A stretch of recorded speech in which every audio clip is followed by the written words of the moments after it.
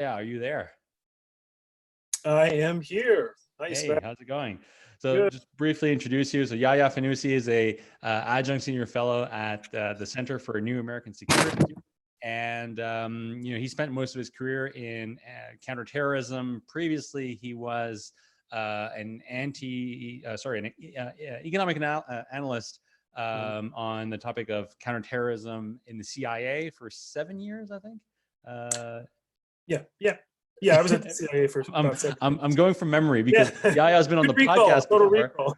recall. Yaya's been on Epicenter before, and he focuses on the national security and terrorism implications of cryptocurrencies and Bitcoin. So today he's going to be talking about the OPSEC implications of COVID-19. So take it away, and please feel free to make any corrections to my Yeah, and memory bio. Sebastian, just so so I'm clear. So I'll get to chat for a bit, and then there's an opportunity for questions or discussion? That's right. So you've got 45 minutes, Wow. and so 20 minutes Okay. maybe of discussion, and then we'll go into Q&A. Okay. Whatever you feel comfortable And with. and if I want to, could I put up some slides? You most Nothing. certainly can. Oh, okay. Okay. Well, I'm gonna do that. Okay. I decided at the last minute to just put some slides to help guide my talk. All right. Good morning, evening, afternoon, everyone. Glad to be here. I'll put on my slides in a sec, but before I do, I just want to say this is going to be a little bit different for me. When I usually do presentations on illicit finance issues relating to crypto, and that's what I follow. And so this is going to be a little bit different, a little bit of a different topic. I'm not really going to focus on crypto, but what I want to say is what's also going to be different is this is not so much a presentation of my research. This is more, I'd like to start a discussion. I'd like to raise some things that I've been thinking about based on the pandemic, and how I think certain risks may change, and how I think the public is going to have to adapt. And I really am going to do this to get your feedback, or get your thoughts. So let's do that. Let's roll into this. I'm going to put this screen share thing on. And okay, you should be seeing the screen. And so yeah, the title, somewhat notional, but this is what we have. The title of increased OPSEC will be the new normal. Definition, OPSEC operational security. So let's run through this. Just, I guess we already did my intro. This is who I am, and there's my pre-shelter in place haircut. Things have really changed since then. So basically, what I want to talk about for a few minutes is really to have this conversation about digital threats. And really with the idea that the target area is expanding. So what does this mean? This means that all types of actors are going to adapt to this new environment. We'll talk a little bit about something I'm calling the high side versus the low side. This is going to impact not just government, but just the regular folks like you and me who are at home working. And I've added to this presentation, I wasn't going to talk about this, but I'm going to say a few words about digital identity. Just had at the Center for New American Security, we actually had an event on digital identity earlier today. So I want to bring in some points from there, and hopefully we can just have a discussion. And again, this won't necessarily be me having to answer all of your questions. I want to hear from you and get your thoughts. So this is obvious, right? It's pretty clear that we've got more activity at home or online at home for the past few weeks, right? Lots of data. I mean, this is common sense, but it's interesting. You look at some data points like 18.5 million new Netflix subscribers in the past month or whatever it was, and those are the amount of subscribers. I guess that means 3 times that many people will actually be on Netflix. People's cousins and friends and whatnot. Online gaming. I think I saw an earlier stat that said. Verizon said that online gaming had increased. Oh gosh, I don't have the figure in front of me, but it was something like 50 to 75% or something like that. It was a huge figure in just the first few weeks of March. Right now we're so that's old data by this time. Everyone, we're doing this Zoom conference, right? So what does it mean? It means that business activity that much of it that was in person. When I say business activity, I'm not just talking about you doing, transacting online, purchasing goods, but the regular business activity, the activity that we all would do in our offices, in conference rooms, physically. It's all happening in this virtual environment. Much of it is happening in this virtual environment. So that is interesting, because when we think about certain threats and risks that are out there, and I'll pick one out of the hat, one sort of national security issue from the US perspective, economic espionage, right? There's a lot of that with the US coming from China. And as we're seeing more business activity happening online, it means that there's really a different environment where actors that want to target that activity, a bigger target for them to play, a target that's more digital. So if before, let's say economic espionage, if before, or other sort of cybersecurity operations where it was key to get inside, to physically get inside, and let's not say cyber, but for other economic espionage, to get inside a facility, inside a plant, inside a business, you now have, you don't have to do that necessarily, right? What do you need to do? You actually need to get into a conversation that's happening online, or get into Zoom. So this is this sort of new environment. It's just something that I've been thinking about.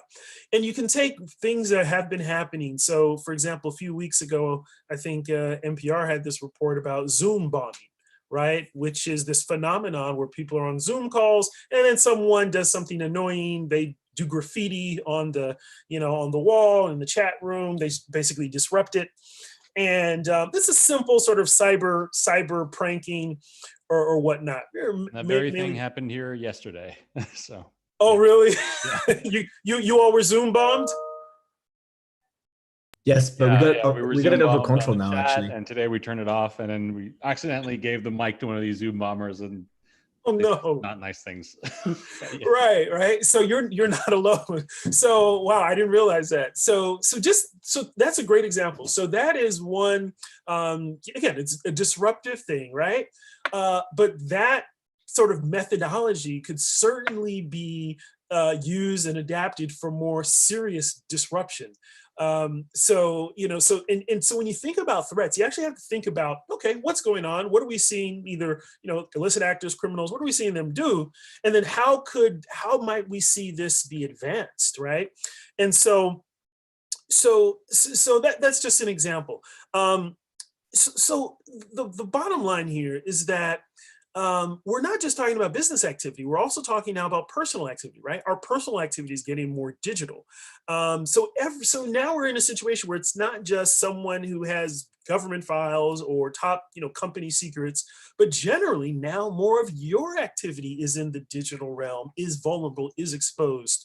So you have to think more about OPSEC. And even though you're not doing some sort of top secret, government or corporate action or confidential action, you do have information that you want to keep secure. You also have things that you want to keep secret, right? You also need privacy.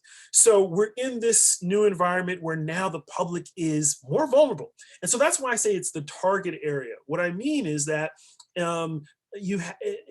someone that wants to interrupt you, disrupt you, get at you now, right? They've got this target environment, this digital environment that they can go for. So what does this mean? The obvious thing, right? More secure comms, right? Maybe more folks are going to be interested in encryption. But also, this is not just because the technology, there's always been a concern about secure communication. That's right. None of that is new. What I'm thinking about in terms of the new normal is the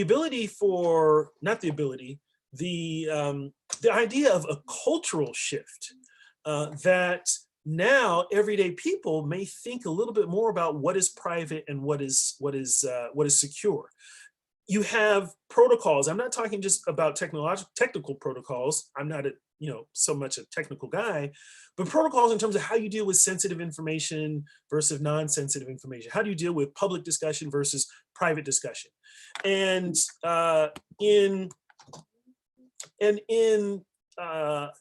in the world of intelligence, there's the idea of something called the high side versus the low side. And let me explain that. The high side is where you have classified communication, right? So that's a network where you're going to have secure communication about the classified stuff that you need to discuss with your coworkers. But then you have a low side. You'll have a system where you can discuss unclassified information, right? And never should the two meet, right? You should not be discussing anything classified in the low side system, right? So in the intelligence world, it's already understood that you compartmentalize your information and your conversation. You have different streams for communication based on the sensitivity. And so even though that's government stuff, I can imagine a world where businesses start to think more like this. If you're going to have remote workers, and yeah, you don't have anything classified, top secret, anything like that, right? But you do know that certain business information is sensitive. You do know that certain personnel information is sensitive. And where before maybe you were getting in that conference room with the top management team and discussing a personnel action, right? You were doing that before because it was in person. Now you're going to be having those conversations maybe on Zoom, right? On some sort of digital platform. So there's just going to be a greater need for you to be conscious of, is this information sensitive, and are we using the right channels? And these channels, exist. I'm sure a lot of the folks that are on this call can speak more about what communication channels are more secure and what apps are better or whatnot, right? A lot of you folks maybe are already into that, but Joe Blow, everyday person, may not be. And so there's going to be, I think we're going to see a cultural shift within companies thinking about how to have different channels for their communication. And so again, this idea of new protocols, but not technical necessarily, or not only technical, but cultural shifts. And it makes me think about, when I think about sort of national security issues, you remember, I don't know if it was World War II when the phrase came out, loose lips sink ships, which if I remember correctly, it was just the idea of, during wartime, be careful what you say. There could be, folks listening, spies. And so that was sort of a mantra to make the public aware of, be careful of what you say, because, whether it's, the Axis powers or whatever, could be interdicting what you're saying, intercepting. Then let's go to what we're all familiar with, which is right after 9/11. So now it's very typical to be at the train station, to be in big public areas, and you see the term, if you see something, say something, right? What is that? What is that a cultural shift of? That is a cultural shift of where now we have an understanding that the public has a different security posture, that we're now putting the onus on everyday citizens to notice their surroundings, to look around them, to be aware of what might be odd, and to act on it, to say something to an authority or to security, right? So this is something that maybe we didn't have 20 years ago, but it's become a part of our life, not only because of 9/11, but subsequent terrorist attacks and terrorist plotting. We're all doing things differently now simply because of some of these threats.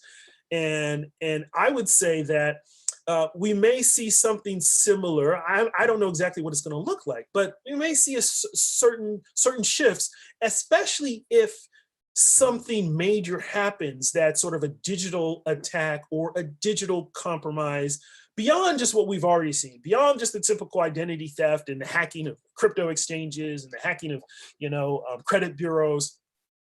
That's why I mentioned this idea of economic espionage. When we see that because of the vulnerabilities in people's comms and in their sort of workforce, the way they do their operate their workforce, if there is some sort of big lapse or big, like a compromise that has occurred through a digital platform and has occurred in this more social distancing environment, I could see a similar adaptation where we start coming up with a new mantra for how to operate, how to deal with sensitive information. I was actually trying to come up with what the next term would be, and I don't even think I'll share them because I couldn't come up with a good line. But anyway, so we'll end with this. The idea here is that good OPSEC is going to be, I think, more mainstream by necessity. May happen slowly, or better OPSEC. I think that's something you're going to see. And the question for the technologists out there, the folks who've already been dealing with this, maybe in their own circles, in cyber circles and in tech circles, the question is going to be what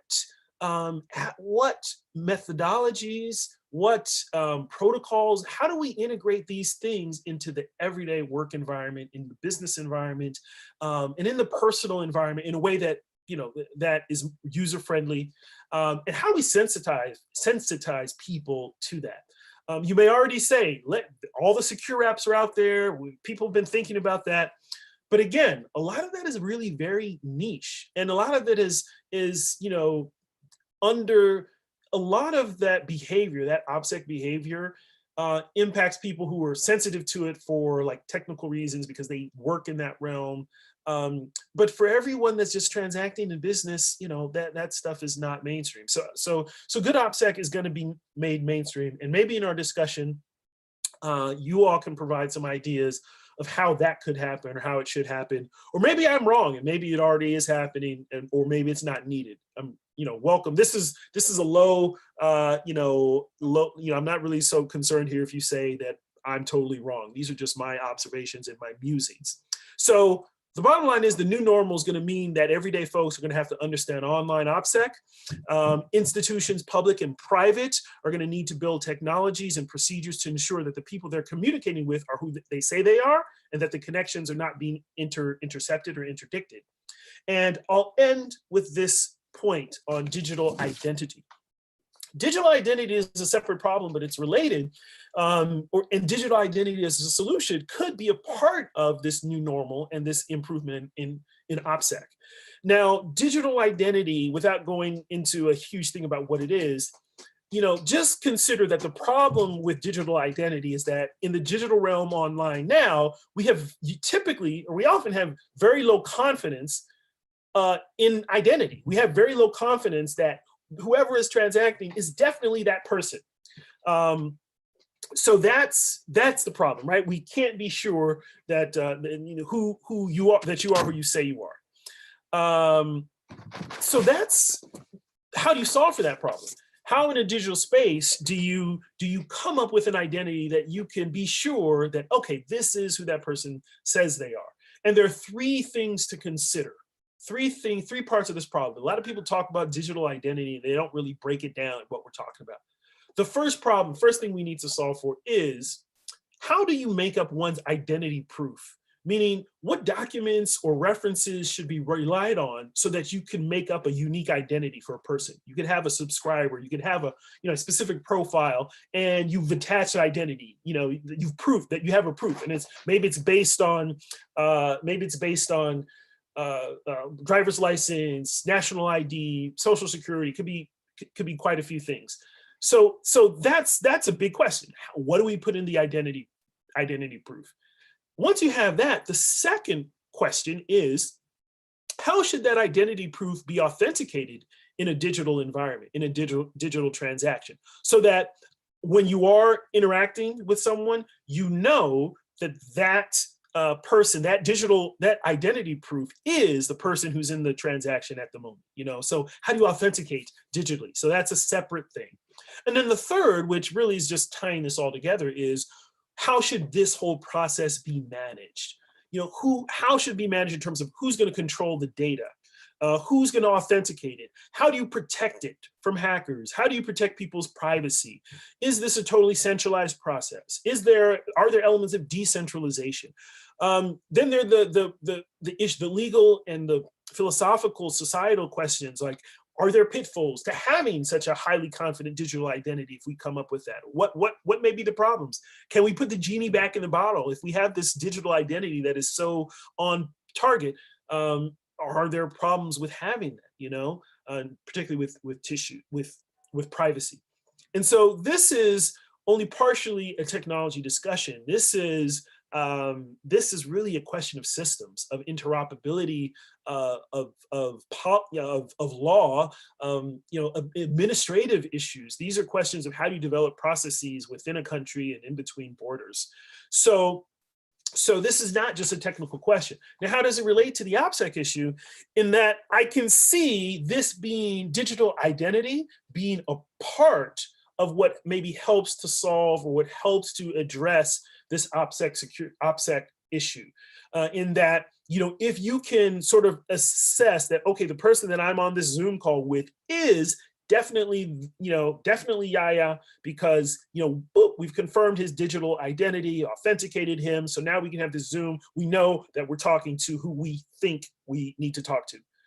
Now, that doesn't take into consideration that maybe I'm recording the conversation over here. You can't see that I've got a microphone. So you still have some issues in terms of OPSEC. But maybe that at least can help. Maybe you can tie digital identity into the into the actual application of the platform, right? So maybe everybody gets identified and gets authenticated with their digital ID, and then you have other measures to make sure that the environment is clear, that there are no other, there's nothing else tracking or intercepting your communication. So again, a separate problem, but something that I think is frontier. The next frontier in terms of digital identity, something to solve that has been on the back burner for a lot of governments. In the US, there's more progress on this now, more people talking about it. It's now coming to the front burner. And so this is something that I think we're going to see more of. So I just wanted to point out, things that I think we're going to see. These are my observations. Usually I talk a lot about crypto and what illicit actors are doing.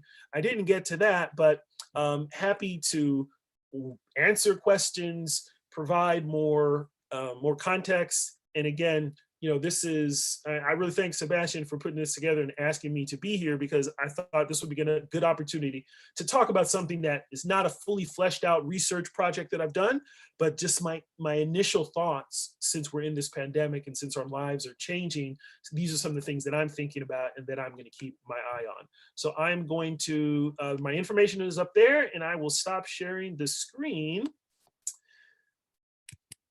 Yeah, I'm still in. Stop sharing the screen. And yeah. And if you want to hear more about Yaya and Bitcoin with regards to Bitcoin and cryptocurrency, you can listen to episode 324 of Epicenter, which was a couple of weeks ago, where we went in depth into the sort of counterterrorism and national security implications with regards to cryptocurrencies. So yeah, thanks for that. That was actually, I really enjoyed that.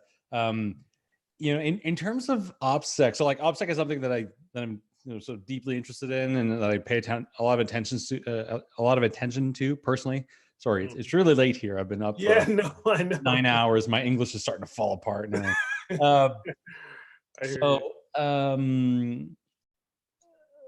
So I think that companies will certainly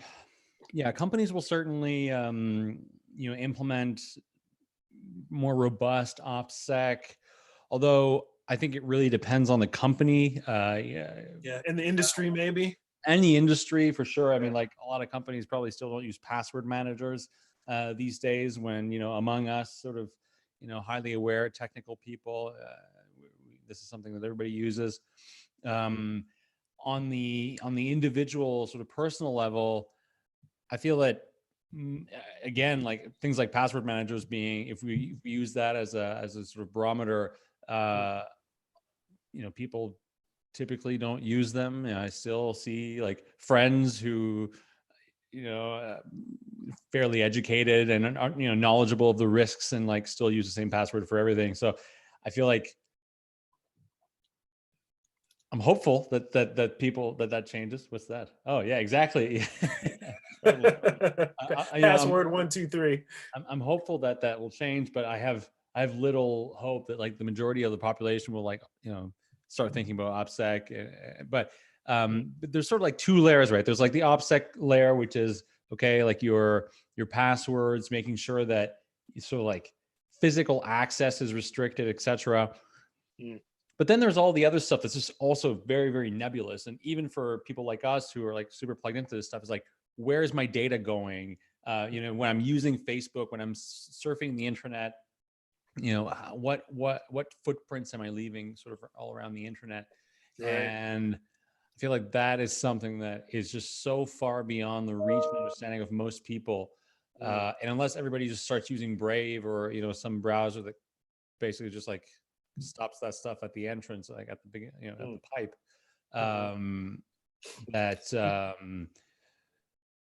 most people's behaviors are not going to change. Can you see some of these big companies being more open to things like Brave and some of these things that, some of these more privacy protecting apps? You mean like whether or not? Yeah, like, so, I mean, I don't know, just name a company, Ford or Apple or, isn't going to use, well, maybe they will. I guess my question is, a lot of these companies are still using IE for all I know. Or probably are, right? Yeah, so maybe it's going to take some time. Yeah, and I don't know. I mean, and then on the sort of Zoom call and that stuff, like, yeah, it's also difficult to know. I think it's hard to know. I think for people, it's hard to know. Like even people like us who are kind of plugged in, it's like it's hard to really know what's going on behind the scenes, like which apps are like actually encrypted, when you're doing a video call, which are not. Although I think most of them probably are nowadays. But yeah, it's all very kind of blurry and nebulous. Yeah, and difficult to understand. But someone says in here in the questions that they switched to Edge. But yeah, if there's any questions here for Yaya or any comments, or if we have any other OPSEC experts, I don't know if Chris Constable is still in here, but he was here earlier. He's super plugged into this stuff, and I don't think he's here anymore. But yeah, if there's any questions, please feel free to. I guess people are maximizing their OPSEC. Yeah, exactly. They don't want to show what they know, or they don't want to show what they don't know, right? Right. About OPSEC. Yeah. Yeah. No. Yeah. Go ahead. No. I was just gonna sort of riff off of it's interesting now watching. I mean, we can maybe even shift into the crypto stuff, right? There are things happening like contact tracing, but it's interesting, right? Because you have the European Central Bank, which recently put out a paper, and I don't know if I looked at the paper. They are, all the banks, many of the central banks are researching digital currencies. And the European Central Bank had put out that they are looking at ways to make it privacy preserving, right? And I think I'm correct in that. Was it Zcash? The Zcash Foundation is doing something with the ECB. So I'm not sure. Okay. Well, yeah, I think so. I should have had that. I have those notes somewhere. So what I'm saying is that there's an opportunity here as big institutions start to build new products and get more digital. There actually may be, more of them reaching out to the community that, the tech community that creates some of these privacy protocols, and these big institutions and governments may try to adapt them. Because I can imagine if there's a digital currency, I mean, so if you're in China and China had the Communist Party has a digital currency, then, privacy is no more. But if you are, in sort of the open societies where I am and where you are, if there's going to be digital currency, there's going to be a conversation about how do you preserve privacy and how that should be managed. And you may have, maybe the maybe the folks with the strong libertarian leanings get together with the folks with the more, corporate and, government and national security interests. Maybe there's going to be some mixing there. Maybe there's going to be some sharing of knowledge and understanding and working together and kumbaya, maybe. I don't know. Anyone else have some questions? Oh, I see. Let me see. Are there? Yeah, thoughts on proof of health? That's an interesting one. Any thoughts there? Huh. Like the sort of like the certificates or Yeah. health passports, immunity passports people have been talking about. Yeah, right. So I can just see, because like I went out today, I went shopping, and I was thinking, you know, man, it would be good if I had that antibody test and I had the antibodies, and I wouldn't have to worry about a mask. Maybe I could, maybe I could wear a shirt that says, I'm immune or something like that. Which is, but proof of health. I don't have a well thought out thought about that, except that. Um, so that's something that I think you could implement proof of health, not in the way that I just described, right? Just being out in public, but definitely that's something that you could have for employers, right? I mean, if I'm setting up a work schedule, I can't just go off of employee told me that they're immune. I would need something that I would have to authenticate, whether it is coming from my primary care physician, and maybe it's as simple as that. Or maybe there is some application that I can use, and then it's been, there's attestation to it, so that I can submit that, and my employer knows, oh yeah, Yaya is good to go. He can work. But no, I think that's the type of thing we're actually going to be thinking about. And this is where digital identity becomes important, although it's not. I mean, it is sort of a digital identity, could be a digital identity component. More questions. As far as digital identity goes, is there something in work ATM to validate or verify such an identity? I mean, I don't know. So Venus is asking, hey. Hi. So it's letting me, I guess it's letting me talk. So what I meant by that is you were talking about the digital identity program or for security purposes. Mm-hmm. Is there anything set up, or is there like a company in place that does some kind of a verification mm-hmm. for that kind of a identity? Yeah. So there are different companies that are working on, I guess, different parts of that process. So because it's going to depend on a jurisdiction, whether it's country or state. So for example, in the US, you have some states that are getting together with the DMV, the Motor Vehicles Department, and they are basically setting up, they're doing the identity proofing. They are connecting your driver's license to, they are going through a process where they're looking at your birth certificate or social security number, and they're sort of saying that, oh, this person is who they say they are based on those documents. But anyway, to answer your question, yeah, there are companies that are involved in that. You also have companies that are doing like third-party verification, so third-party vendors. So let's say that there's a bank or financial institution and it wants to onboard customers, and the bank itself isn't really good at figuring out like, okay, exactly who's who. So they'll use a third-party vendor, which it's their job to collect data, to like take the picture of the driver's license, and then to see whether or not it could be a fake or not, to authenticate. So you do have companies that are doing that. And I would say that those companies are probably going to grow, or at least see more demand moving forward. Any more open questions? So I don't know, I guess we only have 3 minutes, right? Is the next person? Or no, do we have more time than that? We have about 5 minutes left. So I also wanted to ask you about, what your perception of how governments are going to, perhaps change their sort of OPSEC. Like, is it required? Is there enough OPSECs, already implemented in sort of government systems, so I think, well, no, I mean, I think, what my main thought is that, governments that need to understand OPSEC, have agencies that need to understand OPSEC, are already dealing with it. But I think what we may see is that maybe other agencies that have not been so OPSEC focused, that they're going to be thinking about this. So, like a Department of Motor Vehicles, right?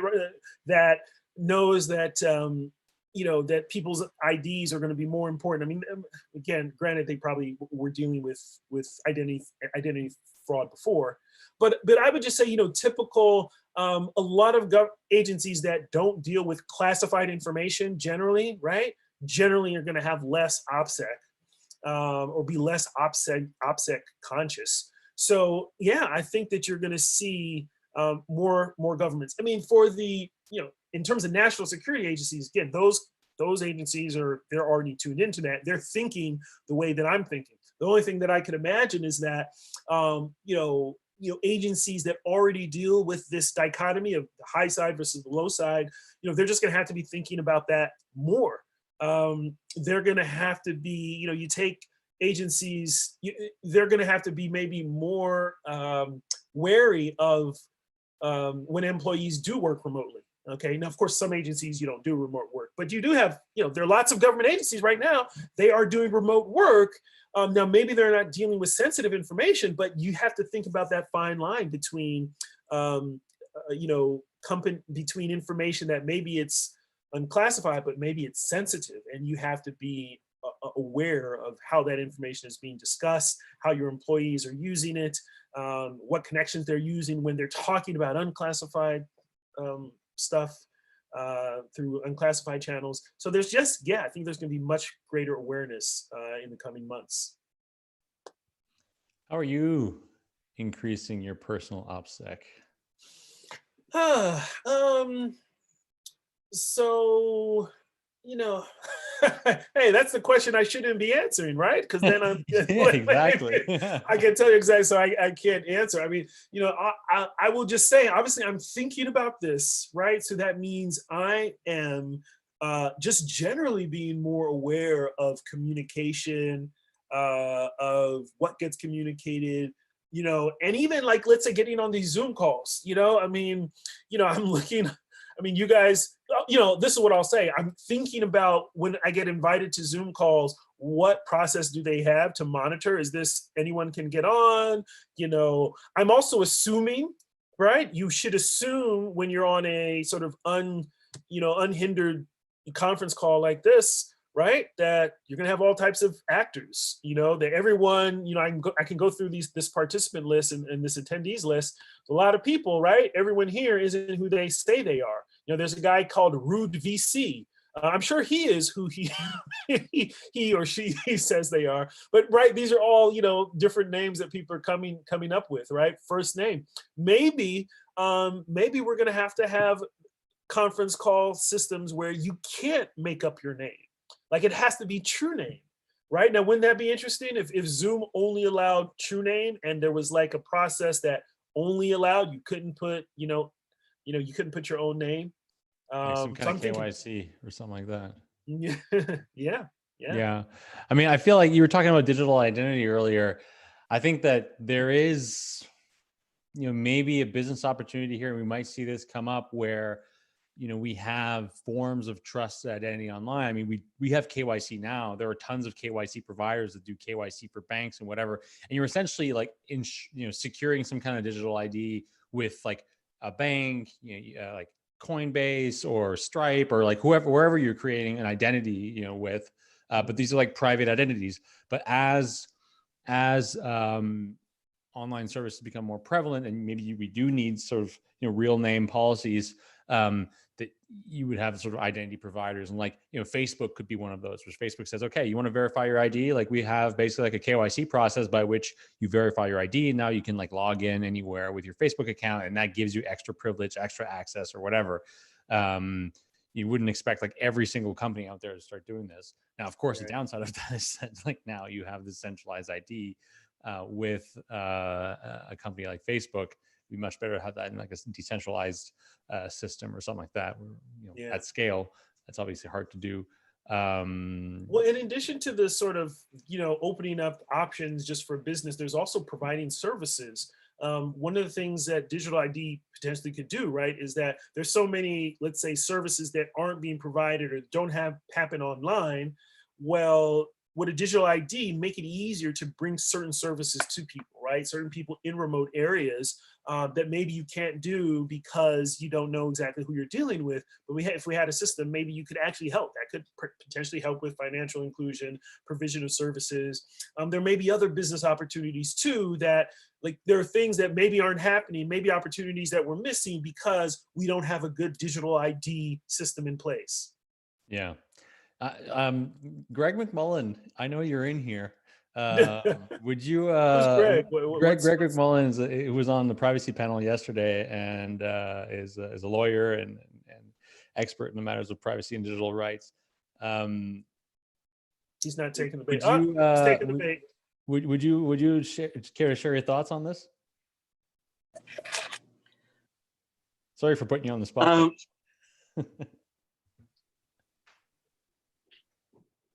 Share my thoughts here. I think we're going to be seeing, as you said earlier, a lot of these agencies that weren't necessarily doing what they should be doing, suddenly understanding that they do need to take the online world seriously.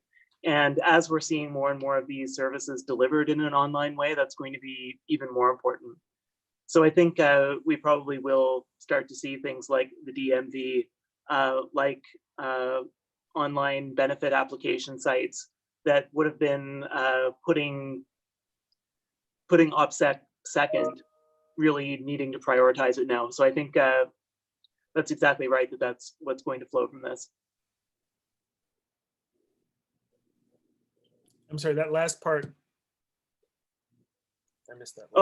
I think that's exactly right, that's what will flow, that these agencies that haven't taken it seriously before will suddenly realize they have to and put it to the top of their list.